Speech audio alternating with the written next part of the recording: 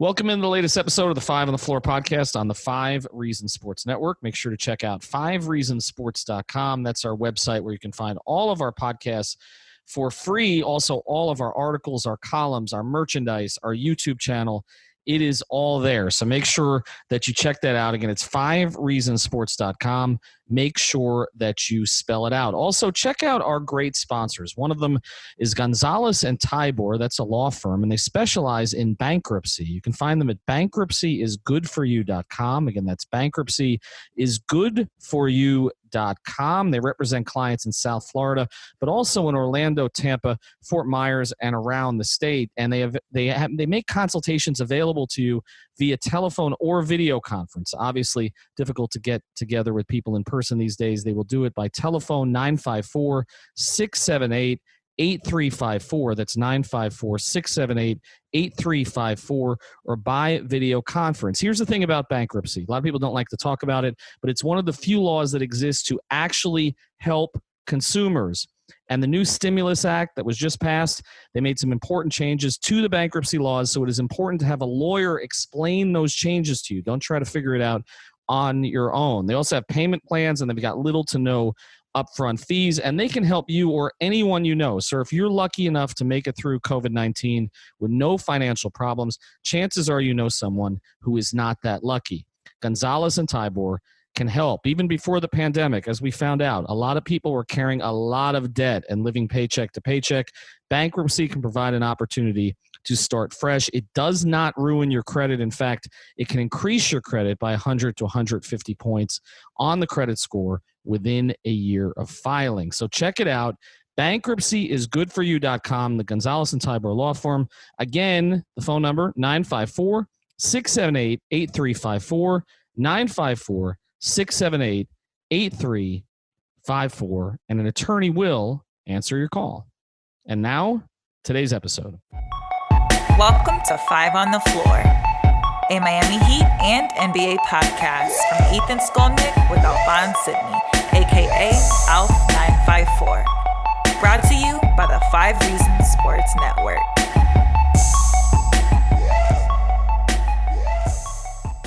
All right, Ethan Skolnick back. I've got Alex Toledo. It is late on a Sunday night. Happy Mother's Day to all of you. A couple more minutes left in that. Also, there were a couple more minutes left to get 10% off on 5reasonsports.com on all our T-shirts. So hopefully you got a chance to do that using the code 5RShirts. We'll run another special here in the next couple of weeks. But if you want those shirts, get in the queue now, because obviously everything's a little bit backed up because of COVID. All right, now, Alex, you did not get a chance to watch episodes 7 and 8 of The Last Dance tonight. I don't think it's really necessary for the purposes of this episode, but you are caught up through 6, correct? Mm-hmm. And don't worry, I will definitely be caught up probably as soon as this podcast is over. That's right. Your hours are I've been eating it up. Yeah, that's for sure.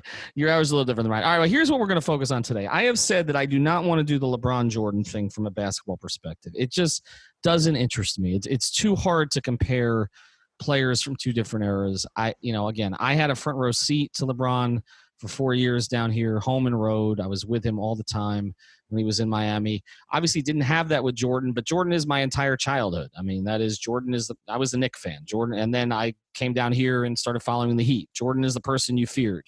Jordan is the greatest athlete I've ever witnessed in person. I've had interactions with Jordan, but not to anywhere near the degree that I had interactions with LeBron. Many of those interactions with LeBron were one-on-ones. But so Alex, what I want to talk to you about today, because you have a different perspective of this because you're less than half my age, is the personality difference between the two of them. Because I think that is the thing that hasn't gotten talked about quite enough. And I thought that there were a lot of things that happened in tonight's episodes, which I'll clue you in on, which play into this. Basically, these 2 episodes gave you a glimpse into Jordan's personality, I think, more than the others in terms of the way that he treated teammates and opponents.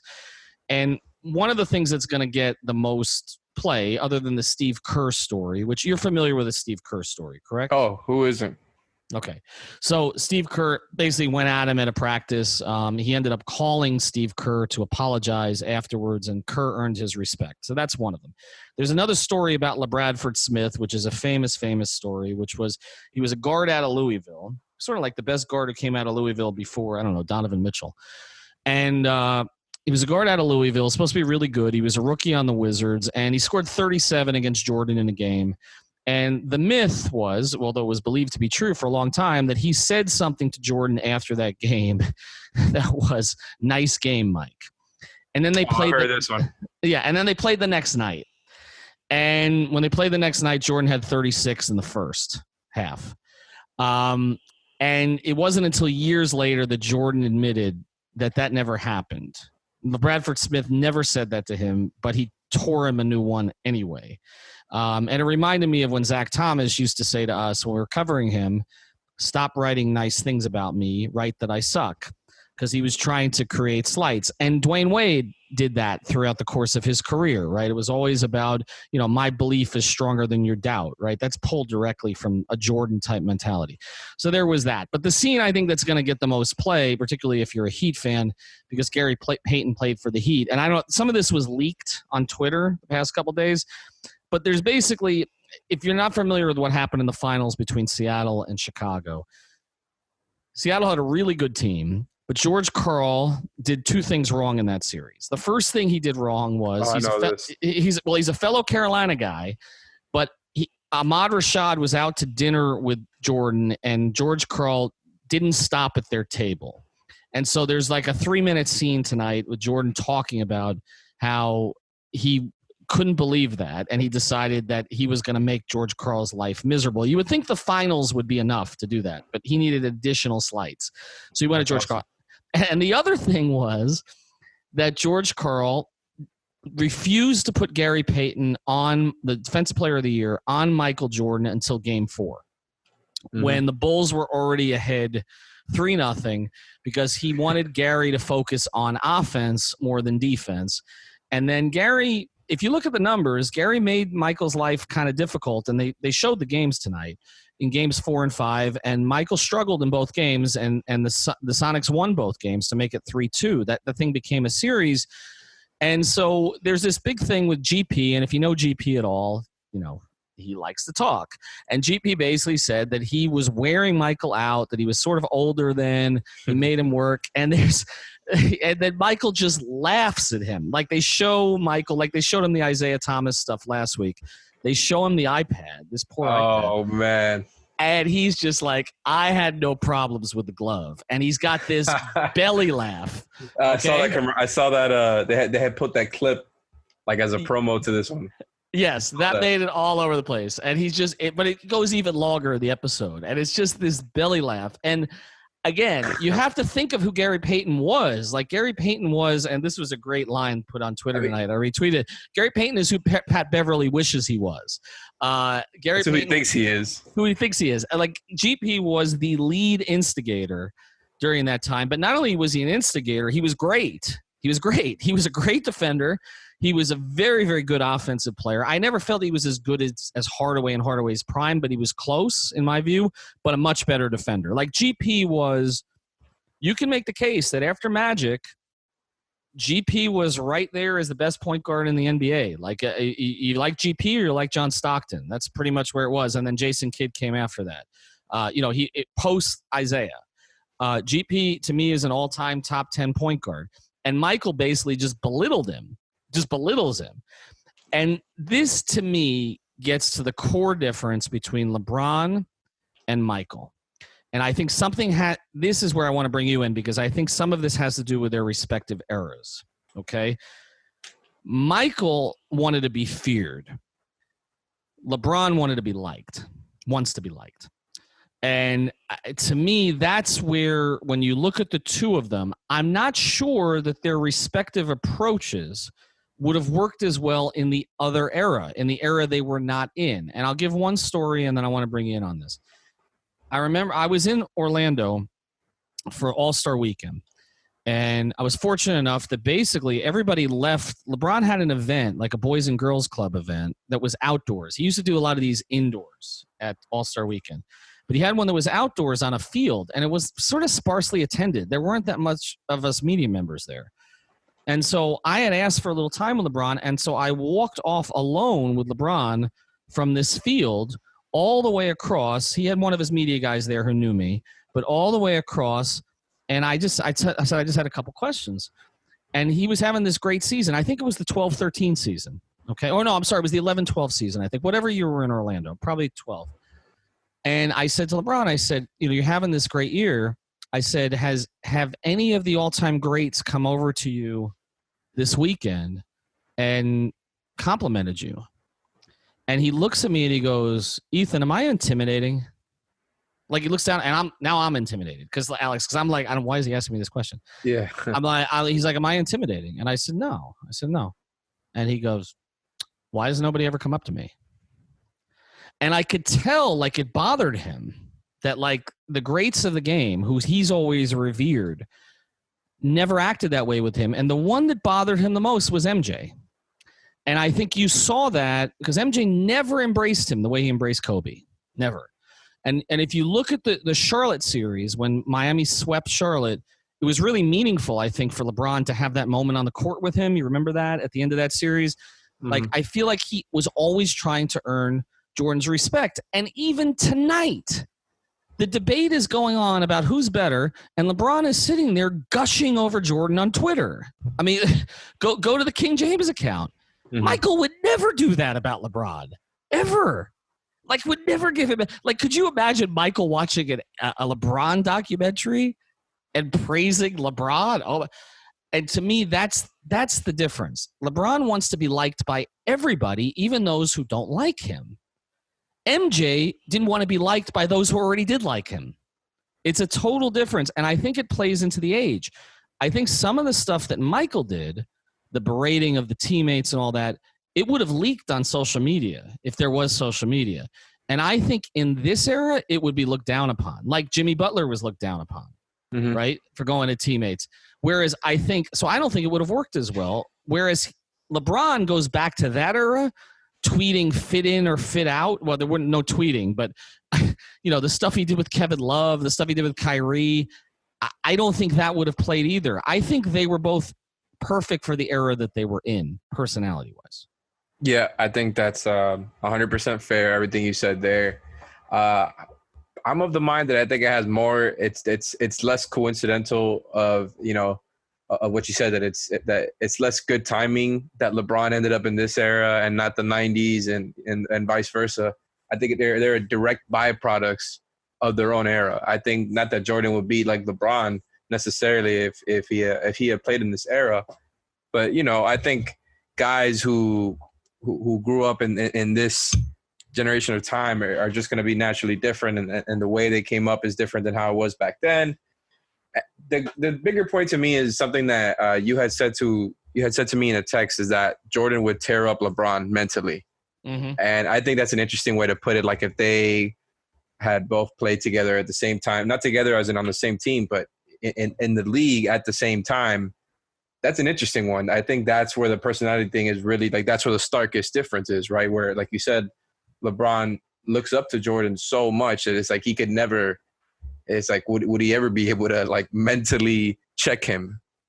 Probably not. Right. Well, Kobe could. See, this is the difference, okay? And again, it all feels weird talking about Kobe now, after his passing. But this was why Kobe was the more natural descendant to Jordan, mm-hmm. and not just because he had the same turnaround jumper and the same mannerisms, but the more natural successor to Jordan than anybody else, than Vince Carter was, than LeBron, than Grant Hill, any of the guys who got named after. Because Kobe had that thing where he could take it and then dish it out. With LeBron, it's always been awkward. We all talk about that one game, right, in Boston, the Game 6, mm-hmm. which was he channeled that inner Jordan. But how many times did Michael do it? It stuck out with LeBron, not because he wasn't – I think LeBron is a more skilled overall player than Michael was, okay? I mean, he's a better passer than Michael was. As a defender, Michael could be tenacious, no question about it. More versatile as a defender, for sure. More versatile as a defender. Obviously, just a size thing, slightly better rebounder, although Michael was a very good rebounder. LeBron is actually a better long-range shooter than Michael was, although I think that might have changed if Michael played in this era. But mm-hmm. but the difference to me is mentality. Is LeBron had those moments, but the killer is not in him. He had to summon a killer. Like, that's why we talk about that in Game 6 in Boston. With Michael, it was just natural. Like, Michael would invent slights to piss himself off more, whereas LeBron would brush off slights. Like, who did LeBron go at when he was in Miami? Reggie Evans. Okay? Like, I remember being in New Jersey when the Nets were still in Jersey. And Reggie Evans made this – I didn't get to Nets shoot around, but I was at Heat shoot around. And Reggie Evans made this off-the-cuff comment about how it deserved an asterisk, right? The Heat championship deserved an asterisk the previous year because it was a lockout-shortened season. Yep. And LeBron basically waited the entire game, and then he's sitting there staring at the stat sheet in front of us with his feet in ice in the locker room and says, Reggie Evans, how many offensive rebounds did he have tonight? And I'm like, okay, that was a Jordan-esque moment, but it was Reggie Evans. It wasn't the type of guy. And again, I'm getting a lot of this on Twitter when I posted this tonight. A couple things. What would Jordan have done if we saw it from LeBron a little bit in the 2011 series against Chicago? But what would Jordan have done if an MVP was taken from him the way that Derrick Rose was? I mean, we saw what he did to Barkley in the finals, right? We saw what he did to Karl Malone, right? Well, to be fair to LeBron, they beat the Bulls in 5 games that same season. But they did. But no, your point is well taken. I think the mentality thing, it's such a stark difference. And Kobe really is the comparison to be made here, right? Like, those are the guys who are relentlessly about basketball and nothing else. They don't care about how, they're perceived by their peers as far as personality and wanting to be liked. Like you said, I don't think Jordan had any of that at all. He was very reserved, and people around him seemed to like him and seemed to think he's cool, but everybody else who doesn't really know him, he's kind of looked at as an asshole who's just at the greatest athlete ever. Mm-hmm. So I think you're right about the era thing, and I think you're right that Jordan would probably would tear up LeBron if they were to have played at the same time. I do think, though, that even with the personality stuff, LeBron being right there with Jordan is kind of incredible. I was thinking about this last week. He didn't get 7 years with somebody being groomed right next to him in Cleveland, right? Mm-hmm. A Scottie Pippen being groomed next to him, same timeline. Imagine if he had Wade, let's say from 2007 instead of 2010, that it would have been a little bit more equal. And I think without this conversation might actually be even more interesting than it already was because of little factors like that. Like their personality difference is so stark. The way that their careers played out, even though they both didn't win until their 7th or 8th year, is actually very different. And I think there's so many different factors. The fact that, the game has changed so much since what the 90s were like and what it is now. It's an almost impossible conversation to have. Well, I think that LeBron gets criticized for seeking help, right? And the reality is Michael didn't really have to seek help, Nope. because and a lot of that was because of Jerry Krause, which, Jerry Krause is the villain of all of this, but he also is the guy who took a chance on Scottie Pippen, who brought in Horace Grant, who made the trade for Rodman after they lost Grant, who went out and got Kukoc, who at the time was the best player in Europe, got a guy in Ron Harper who was still not elite like he had been, but was still serviceable, and put pieces around like a Paxson or a Kerr or B.J. Armstrong who were very effective pieces around Michael. So when Michael wanted to go somewhere else, it wasn't because – they were incompetent putting players around him. It was because he wanted more money. That's never been the issue with LeBron. LeBron has always gotten the money he wanted. The problem for LeBron has been he couldn't get anybody to go to Cleveland. Well, okay, Chicago's never gotten any free agents either, which is interesting. But Chicago drafted those guys. They drafted Scottie and Horace before, and then they flipped Oakley for Cartwright, while Michael was still on the ascent. So you make a good point. I mean, LeBron never had a player like that. LeBron had to find players. Now, I think part of this difference, too, is the AAU culture. You can't get around that. And as much as LeBron used to complain to be about the AAU culture, he's the ultimate product of it. The AAU culture is, everybody likes each other. Everybody's, going to the same camps. Everybody gets recruited by the same agents. Everybody, is buddy-buddy. And look, I mean, again, Michael, he can deny it all he wants. Michael basically kept Isaiah Thomas, who was the second best point guard of his era, off of the dream team. Like, could you imagine LeBron doing that? Like, there's no way. LeBron likes all of them. Like, is there a single, I'm trying to think, is there a single star in the league that LeBron beefs with? Like, he beefed with Paul Pierce a little bit, right? There was that kind of ornery Boston thing. It was like the Draymond thing before Draymond signed with Rock Nation and everything was cool again. Right. And Steph, he had Rock Nation. What am I saying? With Clutch. With Clutch, yeah. And Durant he worked out with in the offseason, right? Giannis and he are very complimentary of each other. I think the only one that he's not really that openly cool with is Steph. Right, but even with Steph, he went still respect though. He went to bat for Steph with the whole Trump thing. Remember that tweet was, Steph. So he will get on the same side as him on social issues. I think there was jealousy LeBron had towards Steph, and I was around LeBron that year in Cleveland because what was turning was everybody loved Steph, and like I say, this is all about LeBron wanting to be loved. Jordan wouldn't have cared about that.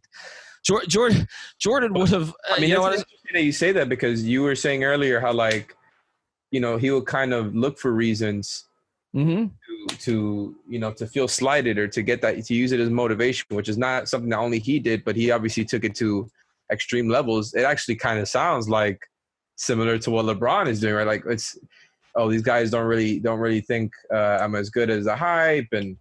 Like I feel like it's kind of a similar tactic. Well, he's done that, but it doesn't feel as natural for him. Another conversation I had with him. I remember being in San Antonio. I think this was year 3, and it was another of those days that Skip Bayless was saying ridiculous freaking things. And I remember a lot of that Skip Bayless conversation right now. We're talking about but it's a different. But I think it is a different. I think it's a different conversation because I don't think Skip's doing it in a nuanced way. I think we're trying to. This is not to disparage LeBron. I mean, LeBron's the greatest athlete I've ever covered, and he's like I said, I think he's a more well-rounded basketball player than Michael Jordan. But I'm just talking about mentality. LeBron, I remember him. Mentality is what sets them apart. No? Yes, I think so. But I wonder, again, if their mentalities would have been different if they'd been in a different era. I guess that's my question. Because the way that Michael came up and, Michael was not even, when he went to North Carolina, like I said, he had to sit wait his turn behind, Kenny Smith and Worthy and Perkins as the star of that team. Like LeBron's never had to wait behind anybody. It's a different thing. But I remember being in San Antonio.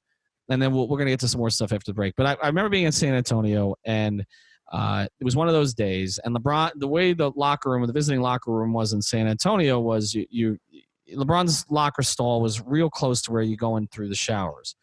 So I remember LeBron came out, and I was shooting the shit with him just about like what had been out there about him that day. And he shakes his head and walks into the shower room, and then walks back out and says to me, "Someday I'm going to snap," and laughed and walked out again. So he internalizes all of it. And I do think that was a big thing that played into the 2011 finals. I had Shane on the pod, and nobody can seem to explain what happened there. And I just think he internalized all that stuff the whole year, and it just caught up with him. Similarly, in some ways, you'll watch this when you see the episode, to Jordan's sort of catharsis in a different way after his father was killed and he won the championship, and that scene, which I never heard the audio for it before. I had seen the scene, but Jay Adonde said too. Some others said they had never heard the audio for it before, of him writhing in pain after winning the championship, holding the trophy, where this catharsis. I think LeBron was waiting for that cathartic moment in 2011, and it didn't happen. And he internalized all of it, and that's why, JJ Barea, okay, and all of that is symbolic of him. Like, can you imagine, like, the JJ Barea equivalent in the Jordan era? I mean, who would that be? Scott Skiles, maybe? Probably Scott Skiles? Somebody like that. Okay, I'm just thinking maybe because of the hairline. Like Scott Skiles being on Jordan. And like, I mean, Jordan took Gary Payton being on him as a sign of disrespect. Like, you know, like what would Jordan have done to the JJ Barea equivalent? And so I don't want to make this about basketball. I think, again, like I said, if I was starting a team and trying to build a team, I would consider LeBron over Jordan if I was playing with a certain kind of team, with shooters and all that. I might look at LeBron first, but I just think in terms of mentality, it's different. All right, we're going to touch on one more thing here after the break. I want to tell you about another great sponsor of the 5 Reasons Sports Network. And again, these days, everything's being done right by Zoom. It's being done, you know, telemedicine even. So I want to tell you about Dr. Jonathan Chung. You got to check out Keystone Chiropractic and Neuroplasticity, which is focused on low force spinal adjustments and brain-based rehabilitation. They're getting great results with post-concussion syndrome, dizziness and vertigo, headaches, and chronic neck and back pain. You know, a lot of chiropractors and therapists want to see you 3 times a week for months, but Keystone has a treatment philosophy doing just enough to get you back to a normal life again. They're now offering, like I said, virtual rehab visits using video conferencing to assess and prescribe effective treatment protocols during the COVID-19 outbreak. Research shows that patients who get a supervised telemedicine rehab program can be just as effectively treated as an in-person visit for many of their pain conditions. If you mention 5 reasons, all you got to do, you get a free 15-minute video or phone consultation, and you save 50% off your first virtual rehab session. The website is chiropractickeystone.com. Again, that's chiropractickeystone.com, or reach out to Dr. Chung on social media. His Twitter is Dr. Jonathan Chung. All right, I want to touch on something with you here real quick before we go. Wednesday is a big moment here for the Heat. I don't know if you saw this today, but the city of Miami, or maybe it was Miami-Dade, excluded one facility from the COVID-19 rules. It's American Airlines Arena. And so Heat players can go back in and start working out this week in the team facility. It's been 5 or 6 weeks, I guess, since this has been the case. Jimmy Butler was sending them basketball hoops. Myers Leonard was complaining about his. How do you take this? And again, the weirdness of this to me is, you know, you're going to have some players here, some players are in California. I don't know who's going to be there or not be there, but to you, is this promising, at least? I mean, it's cool for them. Like, honestly, I know they're going to be excited to be able to, like, get out of there and be able to hoop again. As somebody who plays basketball myself, I was super excited when I heard about the parks reopening before I immediately realized that people wouldn't be able to handle it correctly. But no, I know for sure these guys are excited to go out there and really actually play basketball, and it's their life. You know, that's got to be affecting them mentally too. They probably won't talk about it, but you got to think so, right?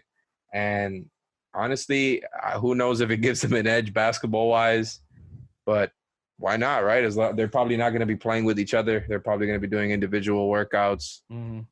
Why not? Well, I think some stuff's going to break out between them because it has to. I guess the only concern I would have, it's not even the overriding health concern, which obviously I have, and I saw that a bunch of the Wisconsin protesters ended up with COVID. So, I mean, again, I think we're headed back towards a second wave, and, you know, that's not my expert opinion, but this is not going to end well in my view, with everything opening up. But I am a little curious too to see, like, if these guys start working out, like, how many of them are going to be out with a hamstring injury for a month? Like, it's going to be, not everybody's going to be on the same level. I know the Heat have done a really good job of, you know, and we had Coach Ferran on a Zoom call, and he was showing us some of the exercises, and I think that's all great that they've gotten together, they've communicated, but I'm a little concerned about it for the players because, you know, the longer you go without something, it's not just the physical stuff that slips. It's also, you start to think, what am I doing this for? Because if it doesn't look like you're playing this season, and I just wonder if the loss of focus becomes problematic for anybody, and, you know, maybe there's some setbacks here, but it's good that something's happening. I saw the report, I don't know if it was Woj again, but somebody that, you know, the NBA is prepared to take this season all the way into October. I know why they're prepared to do it. They need the TV money. So, of course. Right. We talked about it. It's like, that's exactly what we said would happen, right? Yes, as long as it takes, they're going to try to get something done. But I don't think it's ultimately going to be up to them. I think what we're looking at, unfortunately, is that this country's opening up too quick in too many places. There's going to be, like I said, a second wave. There's going to be increases in cases. Flu season. It's going to get shut down. Flu season's coming up. You saw what happened in South Korea. They've done the best job of sort of tampering this thing down, and then one person walked into a nightclub and everything shut down again. I don't know that this can end up in a good place, but we'll probably get some photos of them bouncing the ball around, and I think people will be happy with that, and we can talk about something other than Tyler Hero's haircut. Although in the last minute, that's all we got. I'm tired. In the last minute, do you believe in this whole offended by the cultural appropriation thing that some people listen, man? This conversation isn't for us to have. I would agree with that. Alf would be the one to chime in here, but luckily for the audience, we already talked about this in the Miami Heat Beat chat, and we got Alf's opinion, so I'll just repeat it here since he is more qualified to talk about it than I am. He says he's not offended at all by it, that he kind of thinks it's ridiculous. He actually said that he thinks that it's like it's almost embarrassing. It's like you're kind of looking down on people for even assuming that people will be offended at that. And I get what he's saying, but I also think plenty of people are looking at that, and cultural appropriation is a real thing. I think more likely than anything, it's probably just Tyler Hero being, Jason Williams 2.0, where it's like he kind of absorbed the culture that he grew up around. And yeah, he's just kind of hip. He's definitely inside the hip hop culture, the fashion culture, and he's all the way in, man. I definitely don't think he meant it in a bad way at all. And, there's varying opinions about this. Yeah, I think Alf is more in tune. He did give some views on our chat too. We'll bring him on to talk about it. I do think it raises the question of who's the coolest white guy in white American player in Heat history, and I think our voters are too young because they voted for Tyler Hero, and there is no way in hell it's not Jason Williams. I'm sorry. I voted Jason Williams as soon as I saw that. Yeah, and Birdman is second, by the way, but it's definitely Jay Will. All right, check out another of our sponsors, the Seltzer Mayberg Law Firm, onecalllegal.com, onecalllegal.com, spell it out, O-N-E, calllegal.com. They've got an attorney who will answer you for sure if you go to the website 24 hours a day, and they're based here in South Florida, but they've got lawyers and attorneys who can help you wherever you are all over the state. So onecalllegal.com, again, the Seltzer Mayberg Law Firm. We'll talk to you soon. Thank you for listening to the Five on the Floor on the Five Reasons Sports Network.